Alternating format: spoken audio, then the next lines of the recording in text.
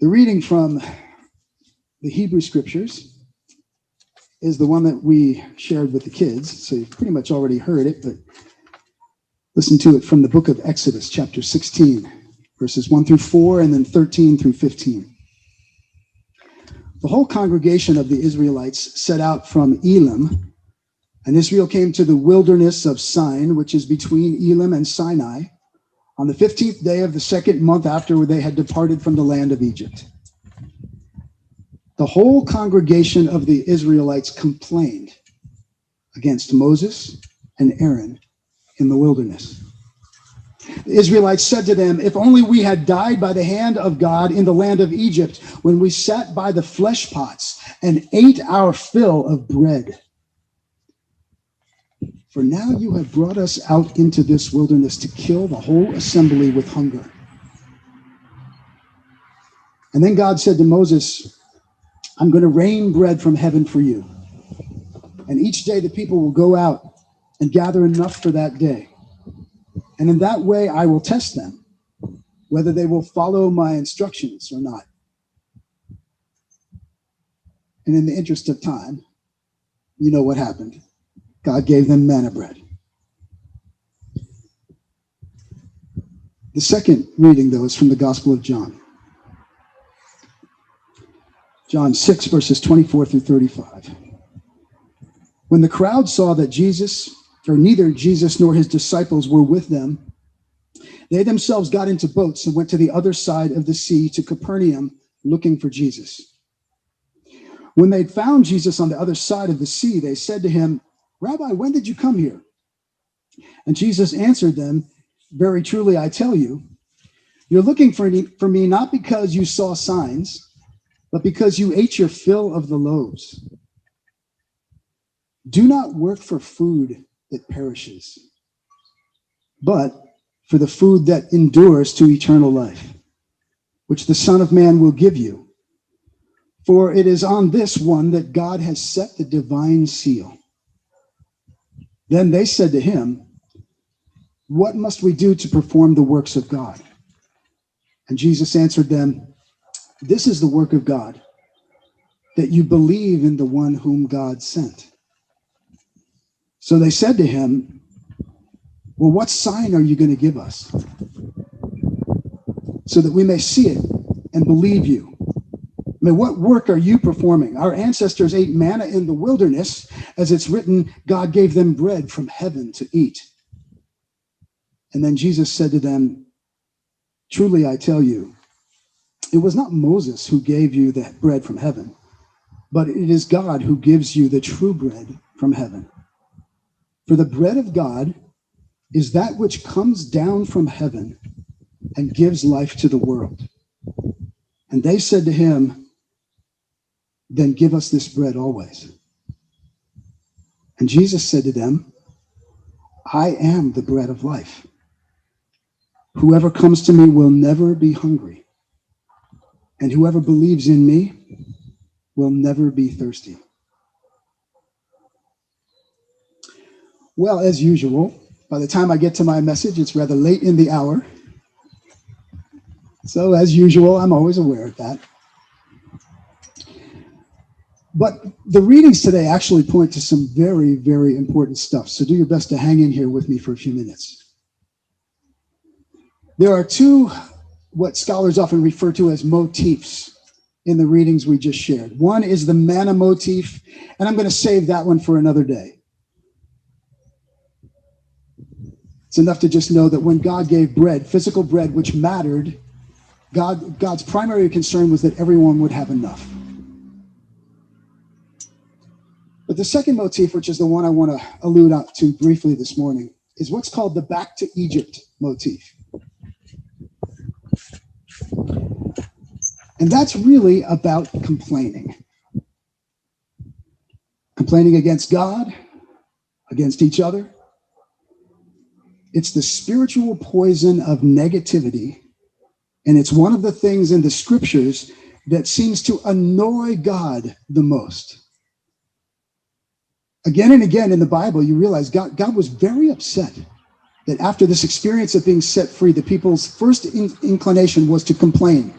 The entire 15th chapter of the book of Exodus was a victory celebration. They finally are free and praise God. And then they get 3 verses into the next chapter and they're complaining. And the complaint is, hey, we were better off. I mean, yeah, it was miserable before, but now looking, what we're facing now, heck, we were better off back there. Let's go back to Egypt. And you get how that is a common thread in human existence. I mean, you finally get, it's kind of the opposite of the grass is greener thing. It was better where we were. You finally make a change that was much needed, much longed for, and essential, and hard to make. And then as soon as you encounter adversity and difficulty in the new situation, all you can think of was, oh my God. My God. Did I make a mistake? Maybe I was better off. And this doesn't necessarily have to be just about complaining in some sort of entitled, spoiled way, but it often is.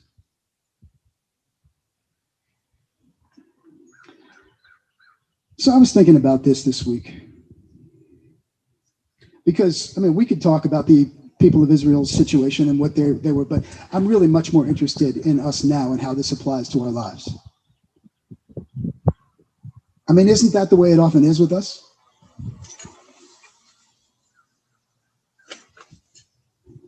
I've often said that gratitude is one of the most powerful spiritual forces or energies in the universe.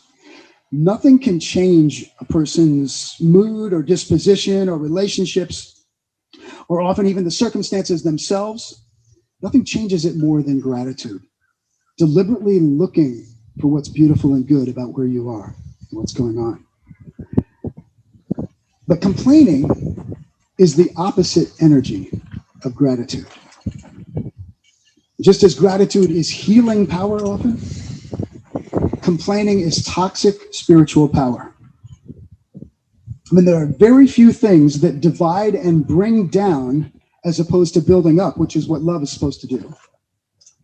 There are few things that bring down more than the energy of constant complaining. I want to share something I came across this last week, which I found really interesting. And that is that it has been demonstrated through brain research by a man named Dr. James Kimmel Jr., who's a lecturer at the Yale University School of Medicine. And his research shows that there can be such a thing as an actual addiction to grievances. Just think about that for a moment. They did brain research that showed that the same parts of the brain light up when it comes to grievances, complaining, as with narcotics. That there is an anticipated payoff and pleasure that will light up in the brain, dopamine, when it comes to negativity and complaining. I just thought that was mind-boggling. As it occurred to me, I think social media is the greatest dealer or pusher or source of this addictive substance of grievances. And I think it has huge implications regarding the polarization and divisions in our society right now.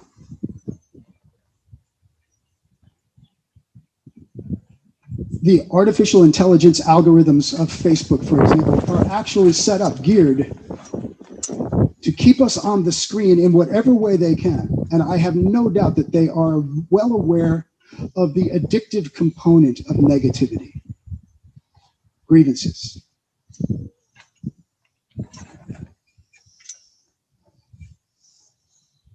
But as usual,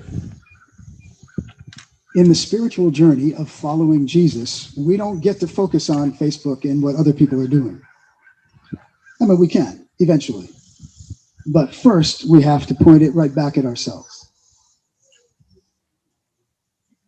Not to beat ourselves up or to take ourselves on guilt trip or, God forbid, to complain against complaining ourselves. Most of us are too good at beating ourselves up already. But just ask yourself for a moment, Do you complain a lot?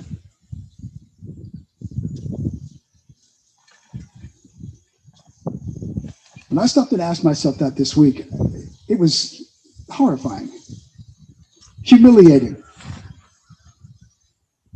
And once again, I was just downright impressed with how sophisticated my mechanisms for justifying my complaining are.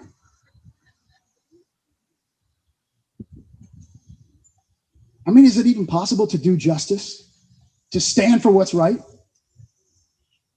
without complaining about what's wrong?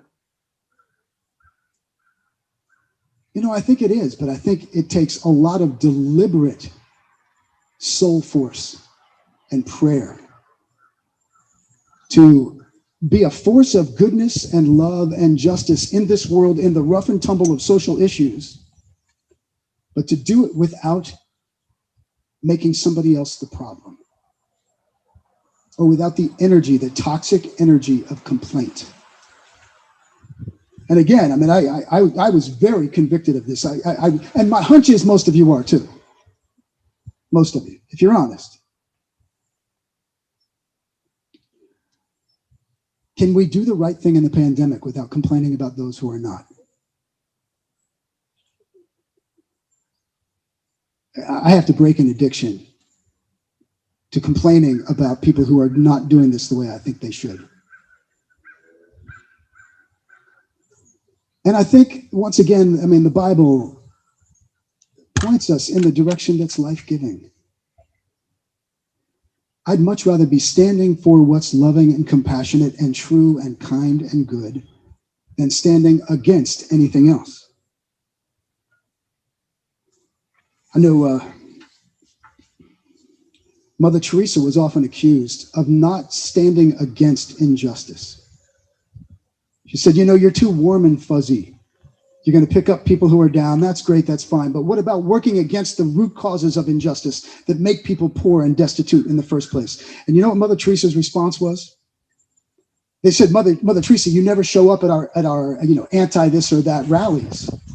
And she said, yeah, when you have a pro-justice rally, I'll show up. When you have a rally that's for love rather than against a problem, I'll be there. It's an energy thing. And I think this is very, very important if we are going to attract the spiritual soul force we need to take on issues in love. One time Oprah was asked the question, what's the key to your success? You know what she said? She said, I don't complain.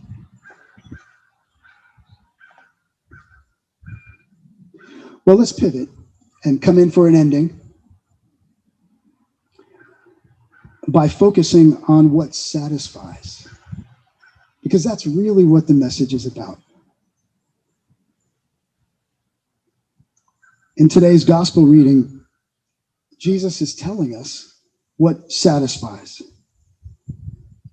And he puts it very plainly. He says, what satisfies is bread from heaven, that which comes to us from God to earth. And yes, God cares about literal physical bread. That goes without saying. But Jesus is talking about what we need in order to have hearts and minds and souls that are truly satisfied. And he says, flat out, I'm the bread of life. I'm showing you what it means and what it looks like to be a human being who's fully alive in the Spirit. And that's what's going to satisfy your deepest longings. Uniting your human reality with the Spirit and aligning your life with God's Spirit. That's what it means, basically, to follow Jesus. So let me ask you this in closing. What are you hungry for? What are you longing for the most? Be honest with yourself. Is it God? Is it God's will for your life? The more the years go by, the more convinced I am that for so many of us, The deepest problem is that we don't even really know what we're longing for most deeply. Or we spend our lives chasing things and our time engaged in things that cannot give us what we thought they could or what we want the most. As a seminary professor of mine once put it, he said, most of us spend our lives climbing a ladder only to find at the end that it was leaning on the wrong wall.